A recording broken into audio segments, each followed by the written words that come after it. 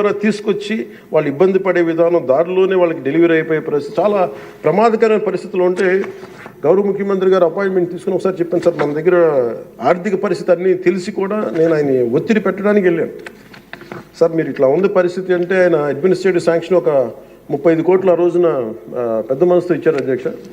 ఆ తర్వాత అలాగే మన కేంద్రంలో కొన్ని స్కీమ్స్ ఉన్నాయి, వాటన్నిటి ద్వారా తీసుకెళ్ళి ముందు రోడ్లు వేస్తే అధ్యక్ష ఈ రోజున ఇది మీ దృష్టికి తీసుకొస్తున్నాం ప్రజలందరికీ మీ ద్వారా. రహదారి నిర్మాణంతో ఇన్ని 7 దశాబ్దాల కాలంలో సార్ తొలిసారిగా అంబులెన్స్ కూత విన్న గిరిజన గ్రామం పొలంగూడ అధ్యక్ష. సకాలంలో అంబులెన్స్ రావడంతో నిమిషాల్లో ఆసుపత్రికి చేరుకొని ఆరోగ్యమైన మగబిడ్డకి జన్మనిచ్చింది ఒక గిరిజన మహిళ. గత ప్రభుత్వ హయాంలో గ్రామీణ అభివృద్ధి కోసం కేటాయించిన నిధులను దారి మళ్లించడం కారణంగా ప్రజల అభివృద్ధికి నోచుకోలేకపోయారు అధ్యక్ష.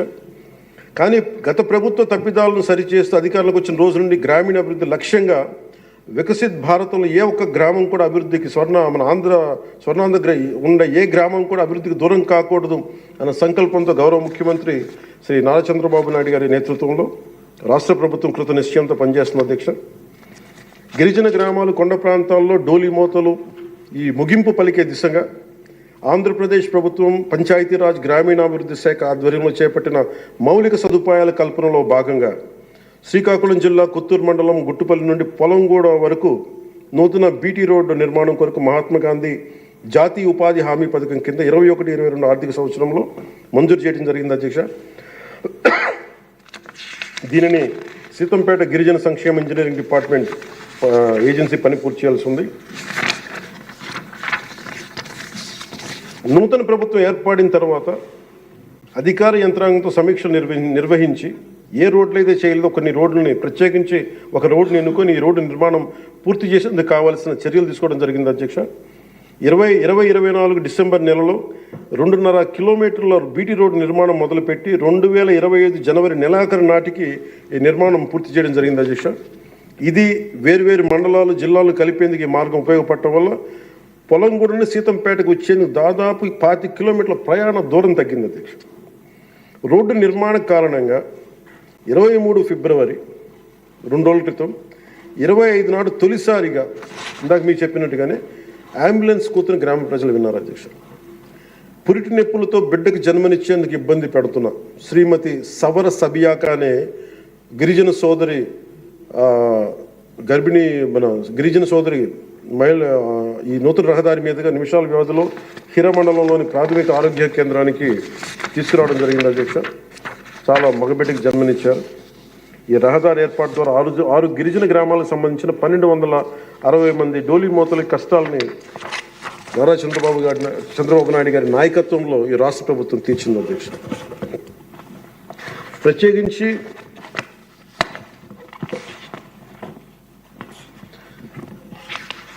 ప్రధానమంత్రి గారికి ప్రత్యేక ధన్యవాదాలు మనందరికీ తెలియజేయాల్సిన, గౌరవ సభ్యులందరికీ తెలియజేయాల్సిన బాధ్యత ఉంది అధ్యక్ష. ఆంధ్రప్రదేశ్ గత వారి పాలనలో, వైసీపీ పాలనలో నలిగిపోతున్న దశలో ఏ ఒక్కరికి కూడా నేను ఎంత నిర్లక్ష్యంగా, ఎంత దుర్మార్గంగా ప్రవర్తించిన విధానం ఇక్కడే చట్టసభలో అలా ప్రవర్తిస్తుంది. రియల్ లైఫ్లో మీకు వాస్తవానికి వాళ్ళు ఎలా చేశారో తెలుసు. ఇలాంటి పరిస్థితుల్లో ఇంకొకసారి వాళ్ళ ప్రభుత్వం వస్తే పరిస్థితులు ఏమవుతాయి? దాదాపు సుదీర్ఘ 4 దశాబ్దాల అనుభవం ఉన్న ఆయన్నే, గౌరవ ముఖ్యమంత్రి గారిని 53 రోజులు జైల్లో పెట్టి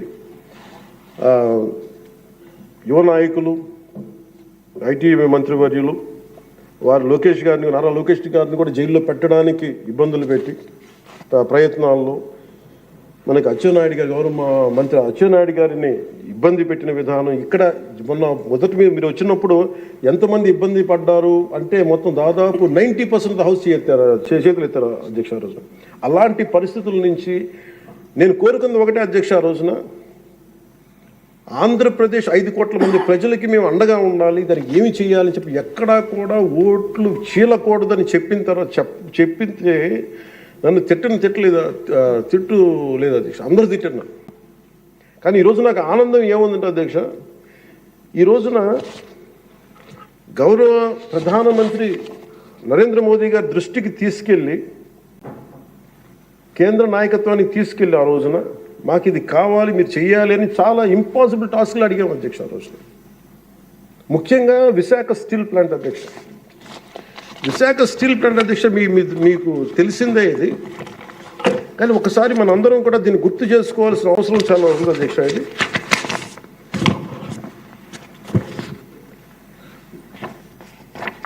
1966 అక్టోబర్లో విశాఖ ఉక్కు ఆంధ్రుల హక్కు అనే నినాదంతో రాష్ట్ర వ్యాప్తంగా ఉద్యమం మొదలైంది. దాదాపు ఉద్యమంలోకి యువత విద్యార్థులు పూర్తి స్థాయిలో వచ్చారు. 1966 నవంబర్ 1వ తేదీన రాష్ట్ర వ్యాప్తంగా నిరసనలు చేపట్టారు. లాఠీ చార్జీలు, కాల్పుల్లో 32 మంది చనిపోయారు అధ్యక్ష. వీటిలో ఒక బిగ్ లిస్ట్ ఉంది అధ్యక్ష, 32 పేర్లు. ఉదాహరణ కొన్ని పేర్లు చూస్తున్న అధ్యక్ష: టి సన్యాసిరావు, అంజూరి అప్పారావు, తంగిళ్ళ సత్యం, పోలినేని ఏసయ్య, మస్తాన్, హబీబుల్లా రెహమాన్, బాలమురళీకృష్ణ, సాంబశివరావు, పరాంకుశ్ దాస్. తెలంగాణ జగిత్యాల నుంచి సాయిరెడ్డి, కాకినాడ నుంచి బాబురావు గారు కానీ, ఇలా పీలేరు, ఆదిలాబాద్, వరంగల్, పలాస, ఉమ్మడి రాష్ట్రం నుంచి ఇంతమంది చనిపోయారు అధ్యక్ష. ఇది ఒక ఇంపాసిబుల్ టాస్క్ అధ్యక్ష. దీనిని ప్రైవేటీకరణ జరిగిపోతుంది అని అంటే ఎంత బలమైన ఇబ్బందులు పెట్టారంటే అధ్యక్ష. ఆ రోజున ఈ రోజున కూర్చోబెట్టి వీళ్ళు చాలా ఎక్కువ మాట్లాడుతూ ఉన్నారు. వీళ్ళు ఆ రోజున 21 జనవరి 27న విశాఖ ఉక్కు పరిశ్రమలో పెట్టుబడుల ఉపసంహరణ డిజిన్వెస్ట్మెంట్ కేంద్రం ప్రకటన చేశారు అధ్యక్ష. ఆ రోజున వీళ్ళు మద్దతు పలికారు అధ్యక్ష. వైసీపీ నాయకులు మద్దతు పలకటమే కాకుండా వాళ్ళు కూర్చొని మమ్మల్ని అందరినీ ఇరకాటంలో పెట్టాలని.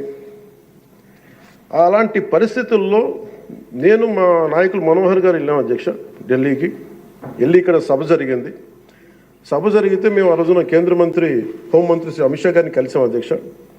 ఉక్కు ప్రైవేటీకరణపై నిర్ణయం మీరు పునరాలోచించుకోమని చెప్పాము అధ్యక్ష.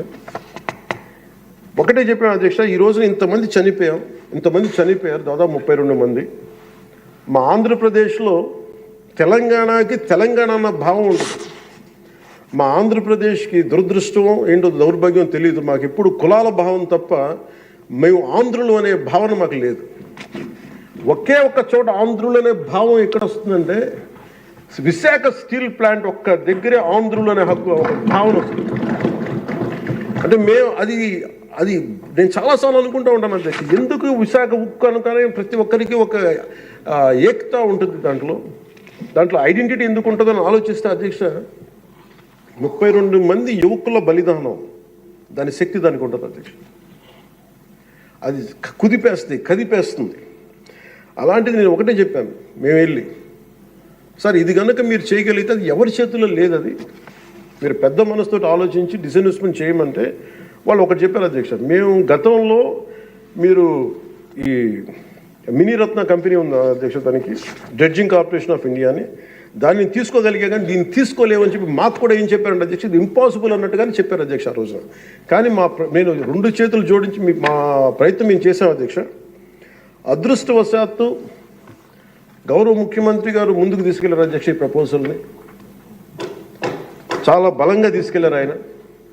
అదే ప్రభుత్వం నిన్న అంత గొడవ చేసిన నాయకులు నిన్న వాళ్ళు ఏం చేశారంటే అధ్యక్ష, గతంలో దాన్ని స్టీల్ ప్లాంట్ని ప్లాట్గా ముక్కలేసి అమ్ముకోవడానికి సిద్ధపడిపోయారు అధ్యక్ష. Really it's a shame. నేను మొన్న స్టీల్ ప్లాంట్ సంఘాల నాయకులు నా దగ్గరికి వస్తే అడిగాను, ఆ రోజున మీరు అంత గోల చేశారు కదా, మీరు మేము ఉన్నప్పుడేమో ఇంత గోల చేస్తారు, గౌరవ ముఖ్యమంత్రి గారు ఉన్నప్పుడేమో ఇంత మీరు చాలా ప్రజాస్వామ్యం ఇంత గోల చేస్తారు, ఆ రోజు అతను ఉంటే ఒక్కళ్ళు నోరెత్తిపోయారంటే కొడతారని భయమా మీకు అన్నాను కామ్ను. అంటే ఇలాంటి పరిస్థితుల నుంచి ఈ రోజున మన స్టీల్ ప్లాంట్కి డిస్ఇన్వెస్ట్మెంట్ని ఆపి తిరిగి పెట్టుబడులు తీసుకొచ్చినందుకు మనకి భారతదేశ ప్రధానమంత్రి శ్రీ నరేంద్ర మోదీ గారికి ప్రత్యేక ధన్యవాదాలు తెలుపుతున్నాను.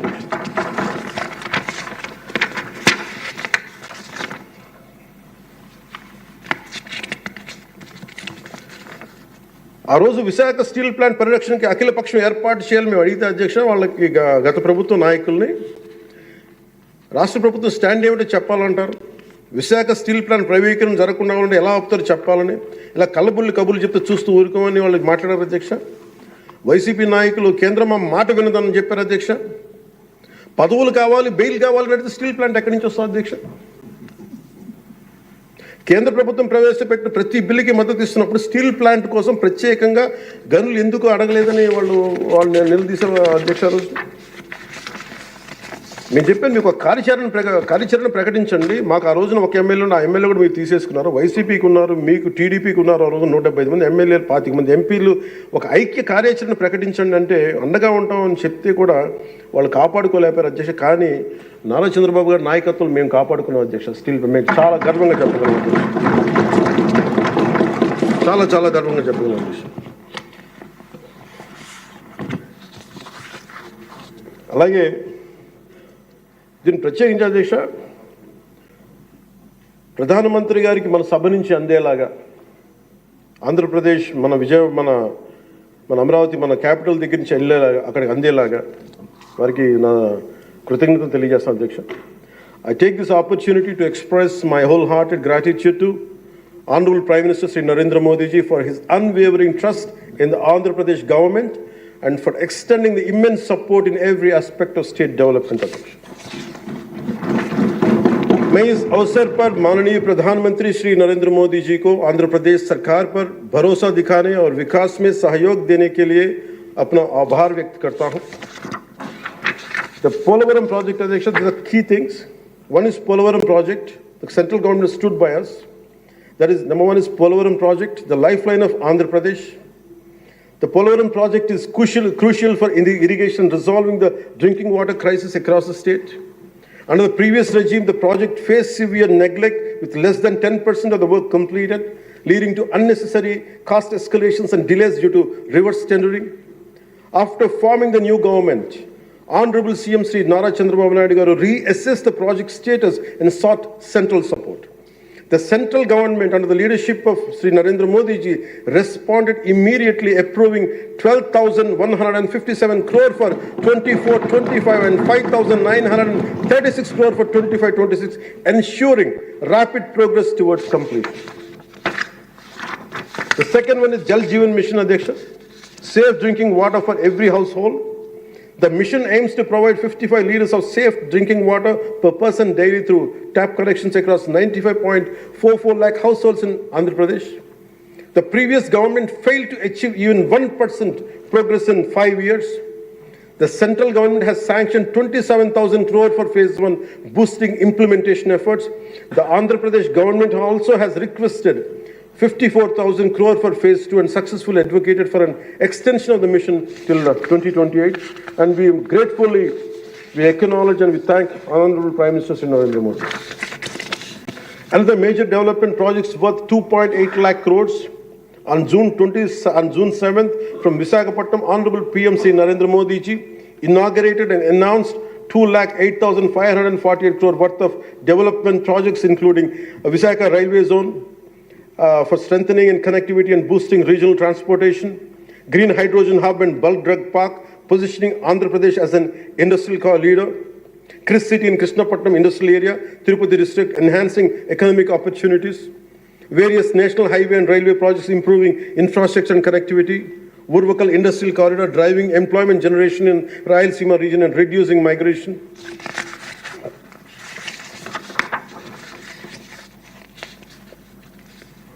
Visakha steel plant, as I said, sir, it holds a very great emotional connection. I'm grateful to Honorable PM for understanding and allocating funds for additional supporting, increasing its financial support from 620 crore to 8,620 crores for 24-25 and 3,295 crore for 25 and 26, ensuring its revival and profitability. We are grateful to Honorable PM Narendra Modi.